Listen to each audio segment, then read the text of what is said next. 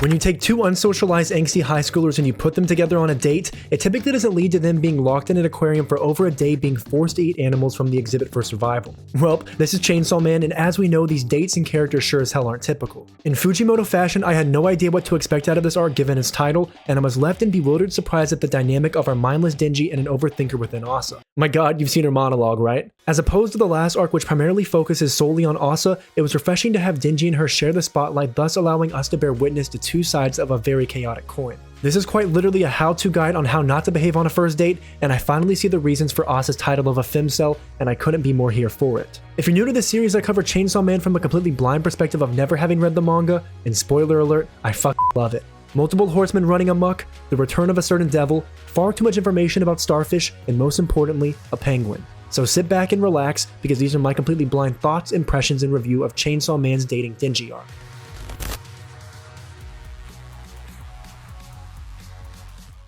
With the Chainsaw Man so far in part 2 taking a more slice-of-life approach as opposed to part 1, I was curious if Fujimoto would stick with this approach in this newest arc or bring back his intensely fast-paced, action-paced tactics of his prior act. As I read this arc, I genuinely loved the slower pace that Fujimoto takes with an entire arc following a much longer than expected date of Denji and Asa at the aquarium of all places. Asa's unintentionally hilarious dialogue throughout made this arc one I could surprisingly end with a smile on my face as opposed to the typical existential dread as is typical with Fujimoto. With the arc beginning after the aftermath of the battle at the school, I turned my nose up at Yoru's claims of not knowing the woman who said she was her big sister. I'm not sure what Yoru could be hiding regarding their relationship, but we get a glimmer of their dynamic as the arc progresses. The Devil Hunter Club arrives, and with the president of the club who's clearly proud of his title, he unveils his starter cord and that he's none other than the Chainsaw Man. Given I don't think he's the fake Chainsaw Man who killed Yuko, now there are two Chainsaw Man imposters running amok, and best boy Denji is clueless to it all. Due to Asa and Yoru's fighting prowess, they're formally invited to the club, and with this invitation and introduction,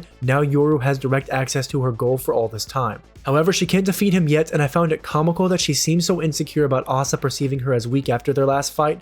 Apparently she's not weak, she just needs a good weapon. As they ponder through potential weapons, even suggesting a cat, just like Denji, she'd much rather kill a human than a cat, and now that I think about it, maybe they should have just talked pets more on their date to come, but alas, let's hope for next time. I really enjoy the power system of Yoru's weapon creation being based upon the guilt she feels for an object or the person turned, and it serves as a push for Asa to continually step out of her comfort zone and enter into that dark and raw side we all love within characters. I laughed so much at her observing Denji like prey and catching Denji picking up cigarette butts to resell to the homeless. What a businessman. I guess having a child is pretty damn expensive. With Asa between a rock and a hard place, she's forced to attempt to take a life or have her own livelihood stripped away by her co-inhabitor. Yoru's statement that this act against Denji is one of a necessary evil is a direct callback to Makima's exact line, and with this commonality, I'm waiting for Fami to drop something similar. There's some amazing parallels between the horsemen, and it really does make them feel like they're truly sisters. Now, in order to turn Denji into a weapon, Asa asks Denji to go on a date and thus begins the manual of how not to behave on a first date. It seems every cute girl who shows remote interest in Denji ends up trying to kill him. Yep, this is no exception. To recap, Yoru feels weak to fight the Chainsaw Man without a proper weapon, so she is now going to unintentionally attempt to make the actual Chainsaw Man a weapon. Sounds good, I guess? During the dating prep, I was shocked to see Asa have some sense of self-confidence, even if it's falsely based, but she was super over the top with her claims that Denji would fall for her after such a short period of time. I love the energy, Asa, despite the copium. Keep up the good work. She was kind of spitting though when she said men fall for women who show them a fraction of a good time, but her version of a good time is more like an educational lesson. I swear I learned more about sea anemones and jellyfish than I did at an entire marine biology camp as a kid, but this definitely isn't date behavior. However, Asa has the entire date planned out, and there are no deviations from it. No suggestions from Denji are allowed, it's Asa's way or the highway. In fact, I know someone just like that, and fellas, you'll know just what I mean. It's hysterical that Asa is somehow convinced of this being a foolproof plan to make a man fall for her, and despite Denji being on a date, he actually has some backbone and decides to go try to find penguins instead. Honestly, how do you fumble Denji of all people? These two are truly a match made in hell. Typically, Denji would be mouth open listening with voracious intensity, but he has priorities, and that's the penguin. Honestly, it's a super subtle growth moment for our boy. Denji, to be honest, isn't even that bad socially like Asa. Denji just lacks care for how he looks, hygiene, and basic elements and all that, but at least he can converse. However, Asa has not the faintest clue about how to handle social circumstances, and it's so funny to see their interactions. They would have had so much more luck with Yoru trying to seduce Denji rather than Asa, but alas. With Yoru and Asa going back and forth about who's the proper boar, I was reminded of this differing element of Chainsaw Man being one I thoroughly enjoy. Denji and Pochita communicating was such an uncommon element that it made every encounter extremely poignant and impactful, and I loved this aspect of the story. However, for a character like Asa with so much internal reflection and thought, her inner entity being one she can talk to and engage with, it fits her so much better. They're interrupted by the individual Yoru claimed not to know within Fami, who confirms the suspicion that she is who we've long thought, and she takes Yoru outside and traps the rest of them in the aquarium. I can't emphasize enough how much I love her design, and I'm sure as hell gonna buy the manga volume she's featured on the cover of. Despite my theories, I'm still unsure how her power works, but she was also able to communicate with Asa despite no longer being there physically. With Asa now left on her own, Fami sets the stage for Asa to be forced to turn Denji into a weapon to save her own life. Yoru and Fami's goals seem aligned, but I don't yet know why Yoru has so much disdain and trepidation towards her bigger sister. Maybe it's just a familial affair, but given they have the same end goal, I thought they'd at least be on better terms. With Yoru being placed outside, perhaps Fami wants Asa to grow by being forced to handle this decision solely on her own and subsequently understand her power better. I'm no power scaler of any kind, but Fami handled Yoru pretty easily, but I digress. What's important is this endless aquarium we're faced with, and immediately I knew we were looking at the return of the Eternity Devil. Denji was probably thinking, motherfucker, not again? Almost like we were watching an episode of Scooby-Doo, the Devil Hunter Club arrives, and so does coincidentally Yoshida, who just happened to want to look at the aquatic animals today. Yoshida is so high on my sus meter, and I'm truly unsure what his objective is. He could have a mutual goal of taking out the Horseman, but an extreme plot twist would be his identity as the fourth Horseman, the Horseman of Death. Although a cool theory, I personally don't buy too much into it because all the horsemen thus far are women, and I think Fujimoto wants to keep up this trend within the story. Nonetheless, Yoshida is rearing his head as a huge contributor in part 2, and I'm all here for it. Although something I'm not quite here for is Robeni. I joke, but he sure as hell doesn't hold a candle to Kobeni, and if you've been watching my videos for a while, you know she's one of my favorites of part 1. Nonetheless, Fujimoto seems to be a huge fan of reusing character types, and Robeni, just like Kobeni, is terrified of essentially everything and always covered in sweat. This is honestly so similar to the Eternity Devil arc, especially with Robeni's reactions, but I'm glad to say it takes a different approach and a different ending. The characterization of these devil hunters implies to me that they'll be around in the story for quite a while, and after all, Chainsaw Man's story is now based around high school, but I subsequently find myself underestimating this story's shift in story setting, and I have yet to be drawn to any of these devil hunters so far minus Fami. Did you know Haruka Isume is the Devil Hunter Club president / Shooting Council president? Despite it just being a day, apparently the kids are starving, and we learn Asa won't eat fish because they look too much like dead things, which isn't a surprise. Asa's a little bit of a softie at heart, but the issue that now arises is Fami's previous mention that any human when faced with starvation will disregard their humanity in order to survive. It's a primal instinct, and while reading through this, I felt the story creeping towards Asa turning Denji into a weapon. Asa and Denji then butt heads, and they end their conversation with intense animosity, pushing Asa to attempt to be productive, and in the process, she drops the phone, making her now the fumbler of two things today. I'm not sure what it is with Asa, but she has such an intense affinity towards falling, and it doesn't seem to just be a comedic element. Instead, it's a source of pain and feelings of inadequacy that continually cloud her life. This fall took Asa back to the root of who we know her to be. Despite the outward bravado she expressed while preparing for her date, she's faced with the reality that maybe she's unlikable, a loser, that perhaps she is a bore as Yoru says. I love the vulnerability that Fujimoto expresses within her as a character, and I'm sure many of us can find these thoughts relatable. The president of the Devil Hunter Club engages with Asa only for us to learn that he had a surgical implant on his chest for the starter cord, and that he's a giant Chainsaw Man fan, and he's the man who comes closest to the Chainsaw Man. Well buddy, get in line. We have Makima who lived her entire life to have her vor fantasy fulfilled, Denji as his own extreme hype man and fan, and multiple horsemen dedicating themselves to the Chainsaw Man. There's levels to this. With his scream of "Save me, Chainsaw Man," it was a direct callback to Makima's statement, and I don't think he knows what he's asking for when he says that. If you can't tell, I love callbacks. With the Denji and Yoshida conversing, it addresses a point that I was pondering. Denji isn't able to do anything to get them out of the situation because he physically can't fight the Eternity Devil. Unlike last time, this devil learned their lesson and now plays the long game. Now that I think about it, I'm curious how much influence Fami has over this devil, but it's obvious to me that Fami is responsible for multiple devils, which sets her up as an antagonist. I don't think Yoru will be the actual villain of part 2, it seems much more likely for it to be Fami. I was caught off guard with Yoshida's comment regarding him being ready for death, and he asked Denji if he'd be able to eat the Death Devil. My first reaction was how the hell did he know of the Death Devil and Denji's ability to eat it, but I speculate that perhaps Kashibe told him. Lots of flags went up, and I can't discern what color they are, but Yoshida clearly knows far too much for his own good, almost as if he's not human, and there's some more subtle hints at him being older than he looks throughout this arc. These little subtleties are just within conversation, but the way he behaves himself often reminds me of someone much older than how he looks. This may be the first insight into Yoshida's true motivation and his potentiality of being the elimination of death entirely. This would break society as a whole, and I never even considered the prospect of how society would be without this concept. Inherently, it seems like a noble concept, but the ramifications of lack of death would be overpopulation and the balance of life being entirely disrupted. It'd result in the end of the world, and goddamn, I'm getting excited thinking about this being a potential concept for part 3 of Chainsaw Man, but I know I'm far too ahead of myself. Denji eventually goes to check on Asa, and we get to see her for who she truly is, a thoughtful and caring person. She's apologetic for bringing Denji and mixing him up in this chaos. She tells us the reason she can't turn Denji into a weapon isn't because of her morality or anything like that, instead because she doesn't know what's right or wrong. Her entire life is a sequence of trying not to make mistakes, and this realization was the highlight of this arc for me. Every now and then within stories we encounter elements that directly apply to our real lives, and it's what made me fall in love with stories to begin with. Asa's way of living isn't unique to her, but instead almost a universal concept that many of us experience. Rather than determining what we want, being greedier, drawing a line in the sand, we instead live our life trying not to make mistakes. Living that way is an existence of anxiety and lack of direction. Ironically, the more we try to avoid mistakes, the more of them we make. Asa, in these moments where she feels hopeless, finally understands her flawed way of living, and I hope this moment reminds her and us that living a defensive life of avoiding every misstep, that it's no way to truly live. Forge your own path, take risk, be greedier. Anyways, back to Chainsaw Man. To my surprise, all this time Denji had truly paid attention to Asa's lecture about starfish and offers her a starfish to eat. Some surprise riz from Denji, and in this particular chapter we get to see a much calmer and sweet Denji than we do typically. We learn the reason for Denji's seeming obsession with making money. The selling of reused cigarettes, collecting hats, finding loose change, it's all been to send Nayuta to college, to give her a better life. His life had always been so crappy, but he wants her to have a normal one. This development is so huge for his character, and despite him seeming so thoughtless at times, he isn't, and with it having Nayuta as his family now, it's beautiful to witness his love for her as a little sister. A big theme continually within Denji is his creation of his family, starting with Aki in power and now with Nayuta.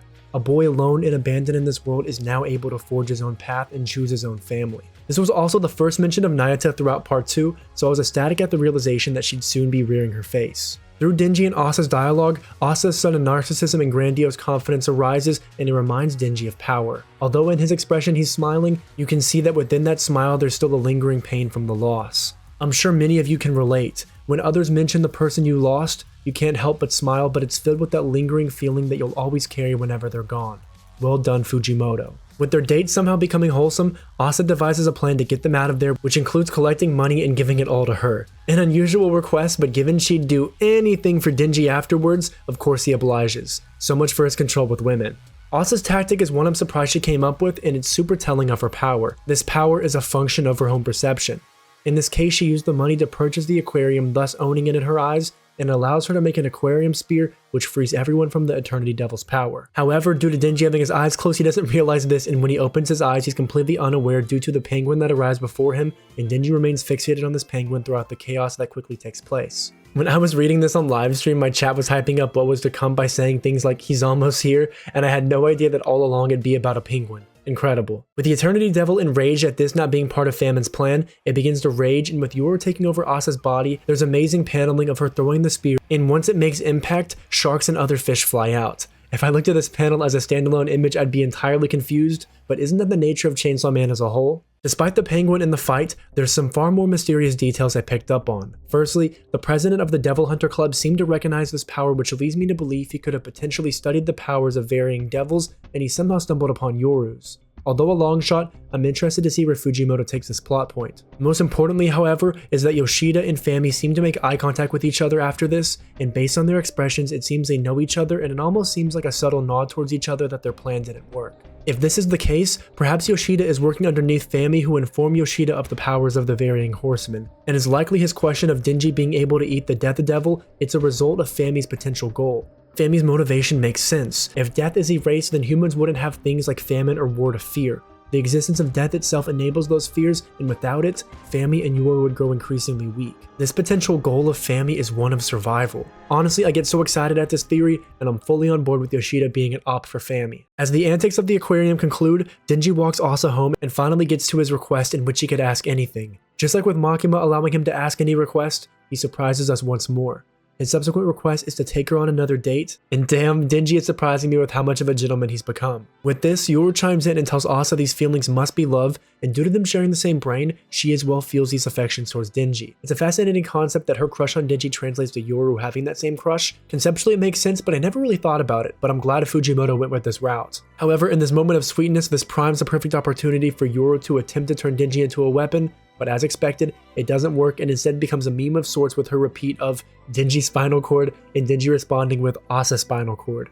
Oh Denji, if only you knew how close you were to death. My understanding of Denji being immune to this power outside of the obvious plot armor is that you can't turn a weapon into a weapon. In the case of Denji, he's a hybrid chainsaw man and already a weapon, so Yoru's power is nullified against him. I'm interested to see if Yoru comes to the realization why her power doesn't work, but it doesn't happen within this arc. Asa's innate response to her power not working isn't one of fear or concern with Denji, it's instead that Denji doesn't like her, and boy oh boy, here comes her innate defense mechanisms of an angsty teenager with mood swings. With Yoru and Asa conversing, Yoru tells Asa that she didn't immediately recognize Fami despite being siblings, and that she's crazy and to steer clear of her. My assumption is that their forms change across time and the only remaining physical element in each body is their eyes, which explains why Yoru didn't immediately recognize her. Although I'm still suspicious about what Fami's motive is and what Yoru isn't telling us, I doubt while they were outside together for all this time that she didn't express to Yoru what she had cooking. As Yoru passes out face first in hilarious fashion, Asa goes through the cycle of emotions from sadness turning quickly to dislike of Denji due to her perceived dislike of her. And we're quickly taken to the next day in which Denji tries to tell her the plan for the date. However, given it's Asa, Denji doesn't have much to say in this manner, and she turns down his movie marathon plan and instead suggests going to his house. Oh my. There's rules for Denji's house we soon learn of, and if they're broken, she dies. There is nothing more fitting than Denji's home run by a little girl, and it makes total sense the controlled devil would have such strict rules. Denji ate the last woman who controlled him, only to be controlled by that woman's reincarnation. Maybe Denji should in fact just stay away from women as a whole. I was a little sussed out truthfully at the Devil Hunter president following Asa around, and it seems based upon his recognition of her power within the aquarium. Given he's getting a little too close to two extremely powerful devils, I doubt he'll live for too much longer. With the hot steamy date at Denji's house commencing, the rules genuinely made me chuckle. The first two rules are inherently so obvious I'm clueless as to why they're even rules. I guess rule number 3 is obvious as well, but Denji feels a little lucky today, so no making out with him in front of his quote-unquote roommate. Denji may need some lessons in being a little less obvious about what he thinks is going to happen during this date, but we'll cut him some slack for now. With Asa and Denji going back and forth with both becoming extremely confused, I felt bad at Denji realizing that despite liking Asa, she apparently doesn't like him back and she was only using him. Jesus, if only both of them could tell each other their true feelings, then the Asa-den ship could set sail. It's ironic in this conversation, Asa tells Denji to stay away from her because he'll die. Two individuals with two of the strongest devils in the story completely unaware of each other, believing the other to just be a regular high schooler. My god, I wonder how much will change when the bombshell drops. I hope as time goes on, Denji and Asa can team up to an extent and face the true overwhelming antagonist of part 2 that I theorize within being Fami. But for now, they aren't on very good terms. As Denji contemplates the reason for Asa not liking him and attributing it to the smell of dogs, Yoru takes this opportunity to give Denji a kiss, and although a small detail, notice how Denji kept his mouth closed after his PTSD from Himeno. So many great callbacks. From this encounter though, I damn near jumped out of my seat, not solely because of the kiss, but because Yoru didn't listen to the rules. Arriving into the story with a panel so similar to Makima is Nayuta holding the leashes of 7 dogs as she enters the apartment with a statement of thief, and she uses her control devil powers on Asa. Please, for the love of God, why did Fujimoto have her mimic the bang panel? Every time a woman opens a door in Denji's presence, it ends in shambles. I felt an extreme familiarity with the thief statement, and is actually a callback to the Bomb Girl arc with Rize calling Beam a thief for taking Denji. Is Denji only viewed as property? Power scaling wise, it's interesting that due to Asa breaking the rules, Nayuta believes Asa belongs to her and subsequently can use her power against her. Given Nayuta is able to use her power against Yoru, it's clear horsemen can use their abilities against each other and possess no natural immunity. With all these cool powers though, imagine Denji and Asa and Nayuta all fighting together, 2 horsemen in the King of Hell, but I digress. Holy shit though, what an entrance. I'd long expected Nayuta's return to the story, and she couldn't have had a better introduction with being simultaneously so cute and giving me unfortunate PTSD to Makima. With Nayuta holding the leashes, it looked identical to Makima holding the chain connected to so many humans she controlled, and it's great to see such familiar paneling reinforcing the fact that Nayuta is indeed the control devil. Hell, she even has the side braids. Now Asa has turned into a dog, and Nayuta tells Denji the reason for this is because she spit on her property, with her property subsequently being Denji. This leads me to believe that in addition to her being able to control those she views as hers, the power also works to control those which hurt what she controls. It doesn't seem as likely to be the case, however, because it would make the power system of the control devil more confusing. So it's possible instead that Nayuta's power is based solely on perception the same way Asa's is, which would make a whole lot more sense to me. Also, did y'all notice Power's cat? The rules Nayuta makes to turn Asa back is ice cream every day, which I'm sure we can all get on board with, and secondly, no more getting frisky with her. It's wild that Nayuta, despite being a child, is controlling Denji's ability to get with women he's interested in, but after all, she doesn't like her scent. Shout out Makima. The date ends as Nayuta agrees to alter Asa's memories to believe Denji stood her up, and now we're left with both Denji and Asa both wanting to end things to protect each other, and it's a tragic realization. As Asa contemplates this, she's given the most meme, I ain't reading all that monologue I've ever seen, expressing the fact that she in fact doesn't care about Denji and it was just the hormones. This was the most hilariously insane cope, and the allegations for Asa being a femcel after a moment like this have skyrocketed, and I'm all here for it. There's a theme amidst her character that if anything doesn't go her way, she internalizes it to convince herself that she never wanted it anyways, and is better off that way. She continually pushes aside her emotions and chooses to replace them with bitterness and anger towards Denji. This is a common coping mechanism, especially within those who aren't emotionally mature, and I'm interested to see Asa one day face her emotions full force. She teeter-totters between moments of vulnerability and moments like this, however, there is yet to be a middle ground. As the arc concludes with Asa questioning what's wrong with her,